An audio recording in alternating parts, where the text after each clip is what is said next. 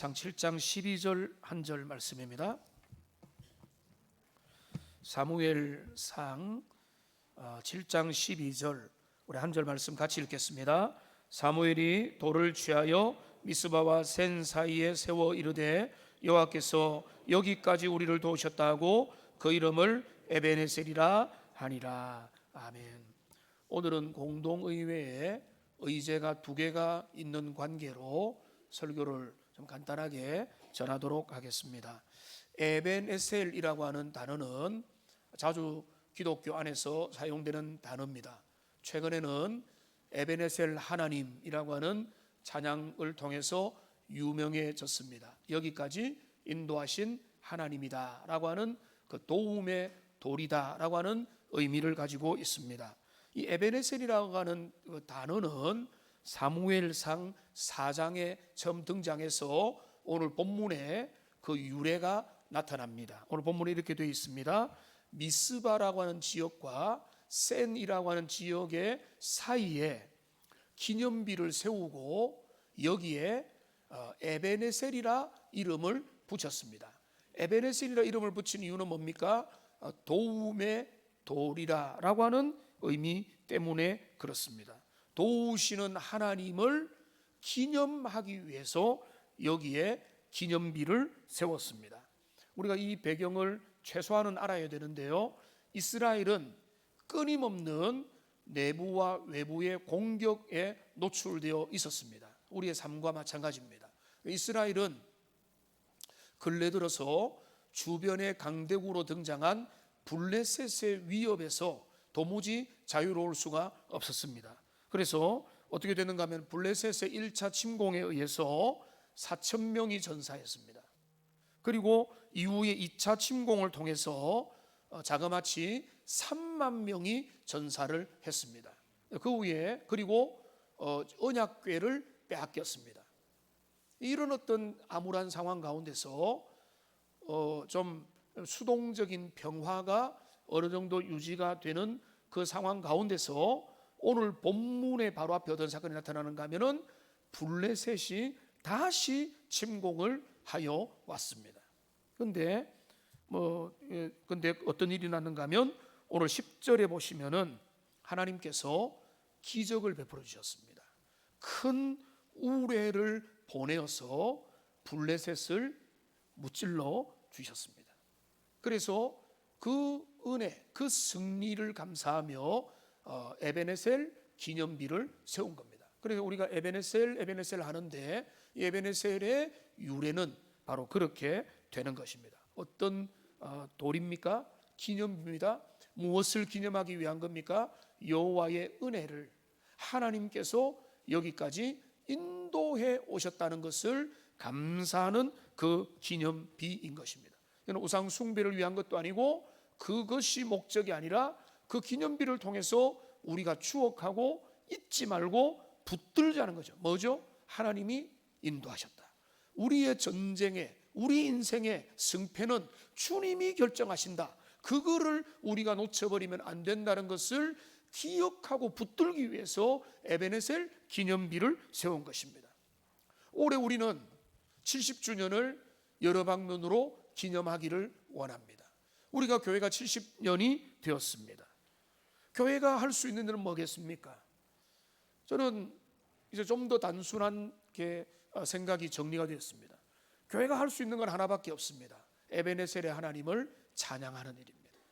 여기까지 인도하신 하나님, 여기까지 우리를 불러주신 하나님, 지금 우리를 예배자로 인도하신 하나님께 경배와 찬양을 올려드리는 것, 그게 우리가 할 수 있는 최선이고 최고의 모습이라는 것입니다.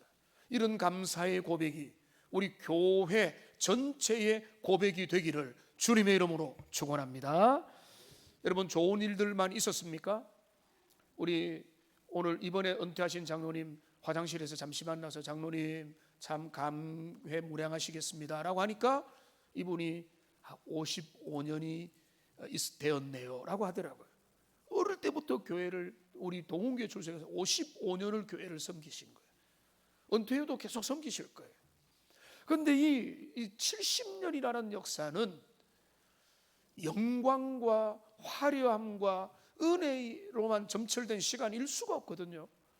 여기는 어려움이 있고 위기가 있고 시험이 있고 공격이 있고 유혹이 있고 가난이 있고 고생이 있고 벽돌을 하나하나 나르면서 돈이 없어가지고 하나를 지으면 그 다음에 기다렸다가 또 위에 짓고 시멘트와 뭐 이게 모래를 막 정는 들어가고 젊은 사람하고 어른들이 다 실어 날라서 그 70년이라는 세월을 왔잖아요.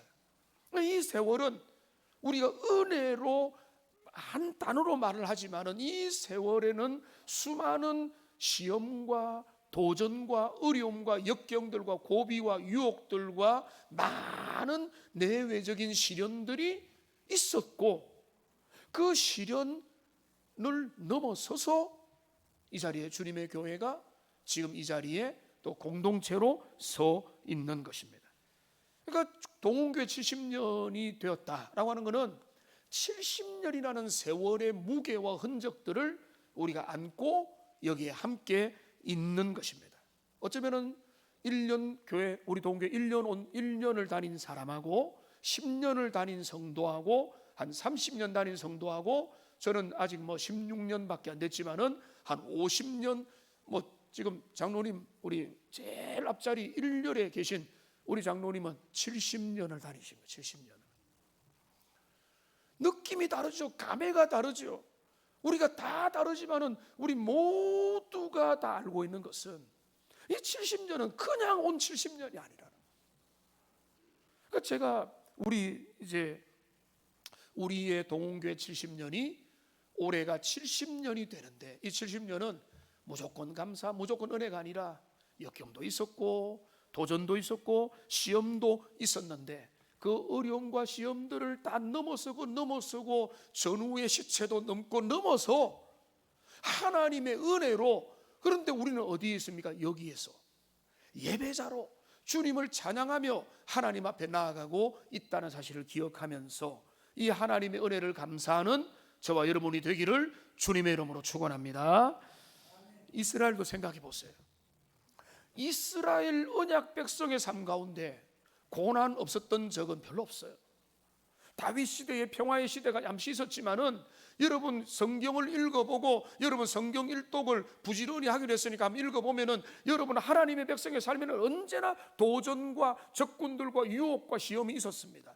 블레셋이 있었고 애굽에는 애굽의 적대 세력이 있었고 가나안에는 7 족속이 있었고 홍해가 우리를 가로막고 요단강이 가로막고 여리고 성이 있었고 아이 성이 있었고 온갖 시험과 역경과 도전들이 없었던 적이 없었다는 거예요. 나라는 달라지죠. 블레셋이 바벨론으로 바뀌고 아수르로 바뀌고 애굽으로 바뀌고 이집트로 바뀌고 로마로 바뀌고 세상의 세력으로 바뀌지만은 언제나 도전이 있었고 도전과 그 시대 속에서 하나님의 사람들은 주님 붙들고 하나님을 의지하며 예배하며 달려가며 주님 앞에 나가게 되는 것입니다. 그게 에베네셀 하나님.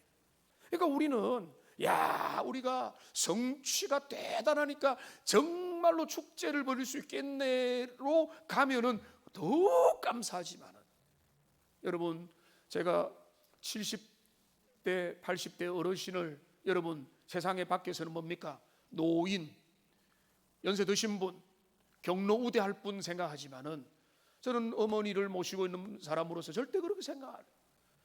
그 사람이 70이 되고 80이 됐다는 것은 80년의 세월의 무게를 딛고 거기에 서 있는 것입니다. 90세가 됐다는 것은 모든 세월의 풍파와 시련과 역경과 도전을 딛고 서 있는 거예요. 그러니까 그들은 서 있기만 해도 귀할 뿐만 아니라 어떤 분들은 거목인 거죠. 위대한 나무인 것입니다. 그러니까 그런 눈으로 우리는 그들을 바라보아야 되는 것입니다. 그러니까 지금 우리가 첫 번째 보는 것은 에베네셀 하나님, 여기까지 인도하신 하나님, 우리의 삶의 위기와 고비 때마다 블레셋을 건 우레와 여러 가지 방법으로 주님이 그 인생을 이끌어 주시고 안아주신 하나님, 이 하나님을 올 한 해 더욱더 찬양하고 감사하고 영광 돌리는 복된 은혜가 우리 모두에게 임하기를 주님의 이름으로 축원합니다. 저는 이걸 조금 더 확대하기를 원합니다. 에베네셀 하나님이라는 것은 여기까지 인도하신 하나님, 지난 날을 돌아보니까 인도하신 하나님. 문제는 뭔가 하면 우리는 시간에 매여 있으니까, 그리고 우리는 미래를 우리가 알고 싶어하고 미래는 불투명합니다. 우리의 미래는 어떻게 될 것인가? 우리 하나님은 에베네셀의 하나님일 뿐만 아니라 우리 하나님의 또 다른 중요한 이름이 뭔가 하면 더 중요한 이름이 있어요. 우리 하나님은, 한번 따라합시다. 하나님은 영원하신 하나님이시다. 여러분, 이거를 붙잡아요. 에베네셀 하나님은 영원하신 하나님의 또 하나의 모습이 에베네셀 하나님이고, 우리 하나님은 어떤 분인가? 영원하신 하나님. 신명기 32장 33장 27절을 보십시오. 영원하신 하나님이 너의 처소가 너의 갈 곳이 되신다라고 말하고 있습니다. 이사야 40장 28절을 보십시오. 너는 알지 못하느냐, 듣지 못했느냐? 어떤 하나님요? 영원하신 하나님 여호와, 땅끝까지 창조하신 이는 피곤하지 않고 곤비하지 않으시며 명철이 안 없으시고 대적을 쫓으시며 멸하실 거라. 누가요? 영원하신 하나님께서. 디모데전서 1장 17절을 보십시오. 같이 읽겠습니다. 영원하신 왕 곧 썩지 아니하고 보이지 아니하고 홀로 하나신 하나님께 존귀와 영광이 영원무궁하로 있을지어다. 아멘. 이 하나님 어떤 분입니까? 영원하신 왕이세요. 시간의 개념으로 보면은 영원입니다. 우리는요, 피조물입니다. 피조물은 영원하지 못합니다. 물론 영원하신 하나님의 은혜가 우리에게 주어져서 영생이 주어졌고, 우리는 영생의 선물을 이미 받았기 때문에 죽어도 죽지 않을 것입니다. 그리스도의 나라가 될 때는 영원한 하나님과 영생을 누리게 될 것이지만, 이 땅에서 우리는 소멸해 갑니다. 늙어갑니다. 우리는 나이 들어갑니다. 모든 기력들도 쇠갑니다. 이전과 다른 육신의 몸을 갖게 되는 것입니다. 그런데 영원하신 하나님이라는 것은, 하나님은 우리같이 시간에 매이고 피조물이기 때문에 연약하고 시간이 지나면 낡아지는 것과는 다른 것입니다. 하나님은 시간에 매이지 않습니다. 하나님은 시간의 지배를 받지 않습니다. 하나님은 시간의 구속도 받지 않습니다. 오히려 하나님은 뭡니까? 우리의 시간을 다스립니다. 인생과 역사와 시간을, 개인과 가정과 교회와 그 민족과 열방의 시간들을 운영하시고 다스리고 통치하신다는 것입니다. 그런데 이 영원하신 하나님이 시간을 다스린다면, 오늘 설교는 제가 좀 간단하게 준비를 해야 되니까 이 하나님에 대한 시간의 개념을 가지고 준비를 했는데요, 이렇게 영원하신 하나님이 뒤돌아보니까 어떤 분입니까? 에베네셀의 하나님으로 우리가 나타난다면, 우리의 미래에는 어떻게 될 것인가 하면은, 한번 따라합시다. 하나님은 여호와 이레의 하나님이시다. 우리 에베네셀의 하나님은 여호와 이레의 하나님으로 우리에게 보여주신다는 겁니다. 여호와 이레의 하나님, 주님께서 준비하신다는 거예요. 우리 이 사건 너무나 잘 알죠. 많은 분들이 알 겁니다. 이거 어디에 나타납니까? 하나님이 아브라함에게 믿음 철 다 들고 신앙의 성숙하다고 생각했는데, 갑작스럽게 느닷없게 뭐라고 하는지 아세요? 너의 독자 이삭을 모리아산에 와서 바쳐라. 여러분, 우리 같으면 난리가 났을 겁니다. 이 말이 되느냐? 하나님의 속성에 맞느냐? 아브라함은 뭐라고 합니까? 그가 다음날 일찍 일어나서 이삭을 데리고 종과 함께 이 번제할 나무를 지고 모리아산으로 올라갑니다. 그리고는요, 밑에 제단을 쌓고는 이삭을 눕혀놓습니다. 이삭도 참 이상하죠. 아빠한테 묻지도 않고 그 번제나무 위에 올라가요. 그리고 어떻게 합니까? 아브라함이 칼을 들고 이삭을 치려는 그 순간에 하나님이 말씀합니다. 멈추어라. 내가 이제야 네가 나를 경외하는 줄 알겠다라고 그 중지를 시키고, 그 후에 돌아보니까 수풀에 누가 준비되어 있습니까? 어린 양이 준비가 됩니다. 그게 여호와 일의 사건이라는 거예요.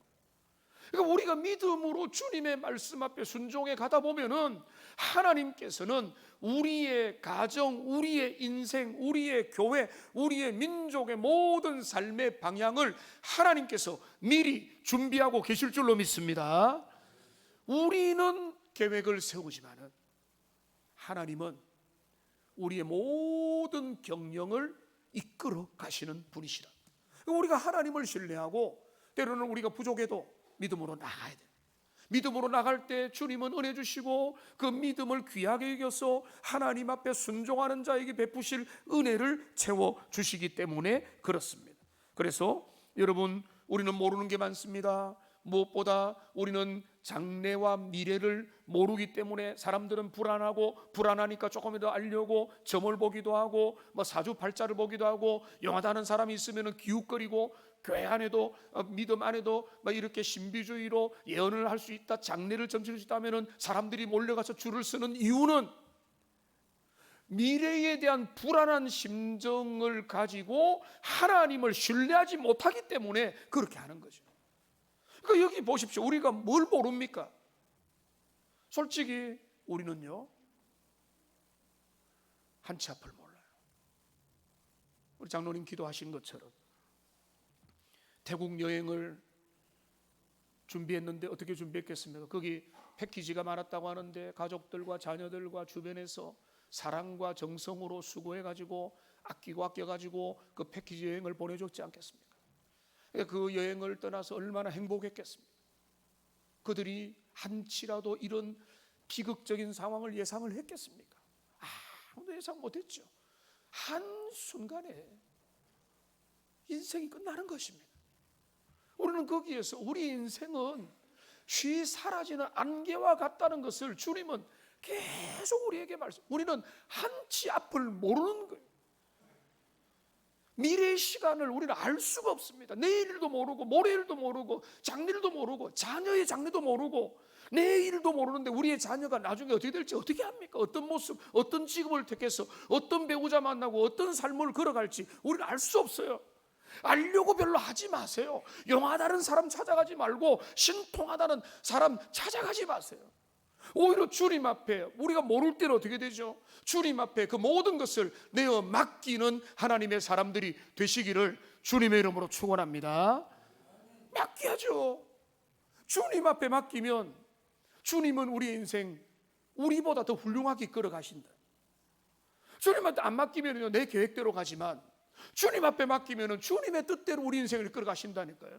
그러니까 여러분 좀 더 여유롭게 여러분의 자녀들과 여러분의 경영과 여러분의 삶에 하나님께서 개입할 여지를 주시고 그 폭을 따라서 맡길 때 하나님은 여백을 채워주시고 아름답게 만들어 주실 줄로 믿습니다. 여러분 시편 55편 22절 같이 한번 읽어보겠습니다. 내 짐을 여호와께 맡기라. 그가 너를 붙드시고 의인의 요동함을 영원히 허락하지 아니하시리라. 여러분 우리가 모르는 것을 맡겨야죠. 여러분이 잘할 수 있는 것은 잘하시고 모르는 것, 알 수 없는 것, 할 수 없는 것은 주님 앞에 맡기면 주님이 그 일을 책임지신다는 겁니다. 잠언 3장 5절 같이 보겠습니다. 너는 마음을 다하여 여호와를 신뢰하고 내 명철을 의지하지 말라. 여러분 제가 어른들 공경합니다. 근데 원래 제가 저도 60 다 돼 가니까 어른 공경해야지가 아니라 젊을 때부터 어른들은 참 귀하다 이 생각을 많이 했습니다. 제가 말씀드린 대로 나이가 든다는 것은 세월을 함께 안고 거기 때문에, 그러니까 새싹도 좋지만 새싹 막 키워줘야 되지만은 거목, 노목도 너무 멋있습니다.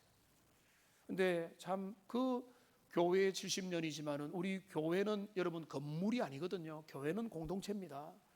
공동체 70년의 우리 믿음의 사람들을 우리 장로님들, 집사님들, 권사님들 생각해 볼 때 이분들 세월의 무게를 안고 풍파를 안고 모든 역경과 도전과 시험을 안고 건너뛰어서 여기에 있는 것입니다.